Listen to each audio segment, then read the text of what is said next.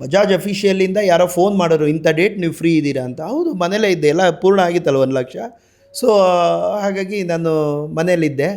Immediate ಬಂದು ಬಾಂಬೆಯಿಂದ ಒಂದು 4-5 ಜನ ಒಂದು ಟೀಮು, ಕಲ್ಕತ್ತಾದಿಂದ ಒಂದಿಬ್ಬರು, ಡೆಲ್ಲಿಯಿಂದ ಒಂದಿಬ್ಬರು ಎಲ್ಲ ಬಂದು, ಸೊ ಎಲ್ಲ ನಮ್ಮ ಮನೆ ವಾತಾವರಣನೆಲ್ಲ ನೋಡಿ ಈ ಥರ ಹೇಳಿ ಎಲ್ಲ ಮಾಡಿ ಇದನ್ನು ನಮಗೆ 2 ದಿನ ಶೂಟ್ ಮಾಡಿ ಅದನ್ನು ಇಡೀ ತಂಡದ ಜೊತೆ ಎಲ್ಲ ಮಾಡಿ ಆ ಸ್ಕೂಟ್ರನ್ನ ನಮಗೆ ಗಿಫ್ಟ್ ನಮ್ಮ ತಾಯಿ ಮುಖಾಂತರ ನನಗೆ ಕೊಡಿಸಿದ್ರು ಅದನ್ನು.